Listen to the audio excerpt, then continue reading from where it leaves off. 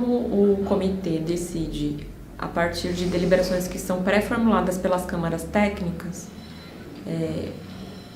estar as câmaras técnicas com participantes que tenham esse conhecimento científico e técnico facilita a decisão depois na plenária. Então, porque na plenária, claro que vão ter pessoas que também têm o conhecimento técnico, mas em geral é mais um conhecimento, experiência política, de estar no setor público, de estar nesses meios, né? Não de outro tipo de política. Então, eu acredito que quando as entidades conseguem nomear para as câmaras técnicas pessoas que são capacitadas, que têm formação na área, e fica mais, as decisões ficam mais ricas e também com maior segurança de que aquilo consiga ser viável, né? Daquilo que for decidido.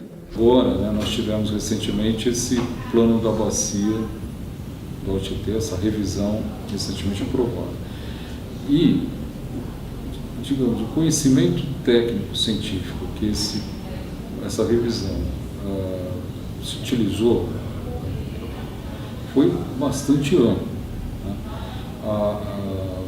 Pretendemos agora, nas próximas semanas, aí, colocar no ar, aí, dentro do site, todos os documentos desse plano da bacia e também os links de acesso a todos os documentos que foram referenciais nesse sentido. E há diversos estudos científicos, diversos planos que têm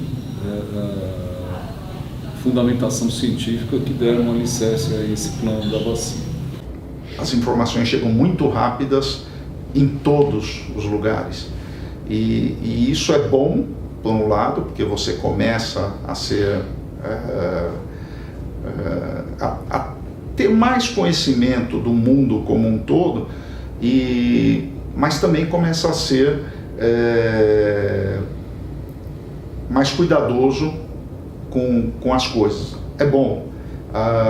Só que, por outro lado, como a maioria das coisas tem um lado bom e um lado ruim, eu acho que o lado ruim é essa urgência que se cria, que talvez para certas coisas realmente seja muito urgente, para certas situações seja muito urgente, mas não seja tanto para outras situações. E o que me preocupa nesse ponto é justamente a hora que você precisa de políticas públicas. A gente vive em comunidade, falando em Brasil, nós somos mais de 200 milhões, 220 milhões, falando de São Paulo, nós somos mais de 40 milhões. Você precisa ter um direcionamento do poder público para qual é a ideia que se quer para os próximos 20, 30, 40, 50 anos. E aí é que me preocupa quando essa narrativa de urgência começa a tomar muita força sem uma base científica sólida.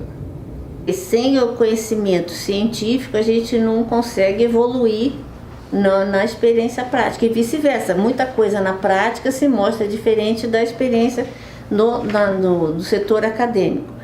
Agora a gente está numa fase de apresentação de projetos. A gente sente muito os projetos terem um mínimo de qualidade para serem avaliados e prosseguir. Então a gente percebe que tanto que a maior parte dos municípios, que a maior parte dos projetos são financiados nos municípios, que nos municípios há uma carência muito grande desse conhecimento técnico, seja acadêmico, seja na prática. Então a gente tem que investir muito, é uma conversa que se tem direta, como capacitar municípios e outros setores também, até próprios setores do Estado serem capacitados, para que se tenha projetos de qualidade, que esses projetos venham efetivamente trazer ganhos para a gestão dos recursos hídricos. Que o Comitê do Alto Tietê, ele é assim, talvez seja o comitê mais privilegiado do Brasil em termos de conhecimento concentrado, porque o que você tem de instituição de pesquisa em São Paulo, você tem aqui dentro do Alto Tietê a Universidade de São Paulo, né? Enfim, grandes referências aí nos temas de interesse de recursos hídricos, mas o que é levado a participar do comitê é uma quantidade muito pequena em relação àquilo que poderia ser. Então, talvez nesse ponto, se o comitê investisse mais, né, estimular, enfim, criar mecanismos, provocar de que essas sabedorias, digamos assim, participassem, eu acho que ia ser uma coisa fantástica, simplesmente. Mas está muito... Se existe, eu nunca tive a oportunidade de assistir uma discussão desse tipo, a preocupação dessa. Eu acho que tem muito trabalho em cima do conhecimento técnico, do conhecimento científico, né? Porque os trabalhos são contratados pelo comitê e são empresas que têm todo esse know-how, esse conhecimento. Eu não consegui enxergar dentro desse trabalho essa relação onde essa organização que foi contratada para desenvolver todos aqueles estudos de busca junto à sociedade, a vivência, todo o aprendizado que eles tiveram, né?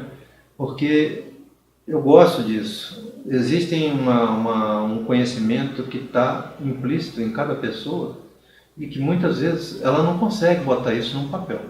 Isso não é possível botar no papel. Mas dentro de uma conversa, de um bate-papo, de alguma coisa, você consegue transmitir. Por mais difícil que seja, transmitir esse papel para essas pessoas. Eu acho que os resultados dos projetos, eles precisam ser melhor comunicados à sociedade. Existem excelentes projetos aprovados pelo comitê, mas eles precisam ser melhor comunicados à sociedade. Acho que esse seria um ponto de avanço, né? A gente tem vários projetos que passam pelas câmaras técnicas, especialmente a Fundação Florestal, ela compõe a Câmara Técnica de Educação Ambiental, né, do comitê, que está bastante voltada aí para a avaliação de todos os projetos que têm essa interface e que precisam ter essa interface. Então você vê bons projetos que têm um escopo muito interessante, um resultado esperado muito interessante. Os projetos, eles têm a sua dificuldade de ser executados, mas quando são, eu acredito que falta um pouco a comunicação à sociedade da eficiência desses projetos. A Instituição Federal determina que o meio ambiente ecologicamente equilibrado, né, que é um bem comum de todos e é essencial saber qualidade de vida, né, ele acontece a partir do momento que o governo e sociedade civil atuam juntos. Até o termo está lá no artigo 225 da Constituição Federal, diz: impõe-se ao poder público e à coletividade. A gente, enquanto sociedade civil que atua nesses órgãos coletivos, né, a gente é essa coletividade. Então, uma dificuldade que a gente tem é que a sociedade civil não pauta. Quem pauta é o governo. Então há uma deficiência também da sociedade civil para atuar nesse sistema de recursos hídricos. A falta de capacitação. E não há interesse em formular, em prover a capacitação da sociedade civil, senão ela fica conhecendo das coisas, né? Existe pouca informação sobre esse aspecto da cultura da água aqui no estado de São Paulo, né? Eu vejo que se o cara tem as necessidades básicas entendidas, ele tende a entender esse aspecto da água um pouco melhor. Se ele não tem, ele coloca isso num patamar quase que não leva isso em consideração. Então eu acho que está faltando bastante informação sobre a questão da água como esse bem cultural. A população, de maneira ampla, né, ela conhece muito pouco a respeito do que se é produzido, de como se discute dentro dos comitês, que muitas vezes esses diálogos, essas tratativas, eles remetem a um discurso técnico e nem sempre fácil de ser assimilado pela população.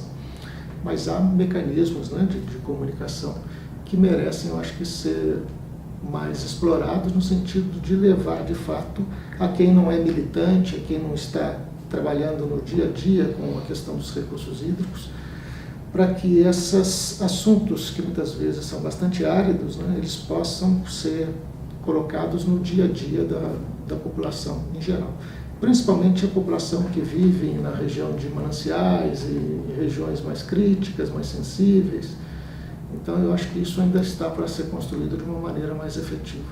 Eu entendo que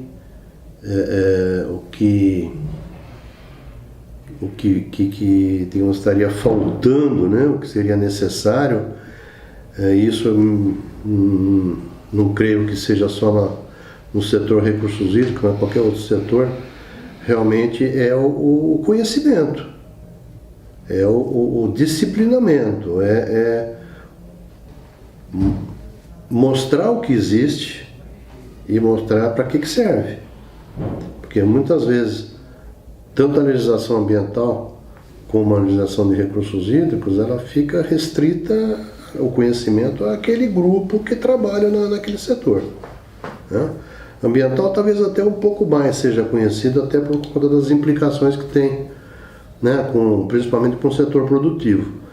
Mas a de recursos hídricos a gente vê claramente, percebe claramente que é um ambiente restrito. Você não tem uma difusão, né, do que é direito, do que é dever, do que é obrigação, do que é possibilidade. Então fica muito na superfície, poucos conhecem. Acho que poucos conhecem realmente a legislação de recursos hídricos e os instrumentos que estão na política, seja estadual, seja federal. Acho que o conhecimento é muito restrito. O fato de você ter o acesso restrito, de certa forma, pela burocracia do processo, isso era excludente, é um processo até perverso, né? Mesmo a gente que fazia projeto no FEHIDRO, em algum momento, quase que desistimos, porque não tinha sentido. O técnico que avaliava era tinha dificuldade de entender, inclusive, o próprio projeto. Então, foi muito difícil quando você ia para esse lado.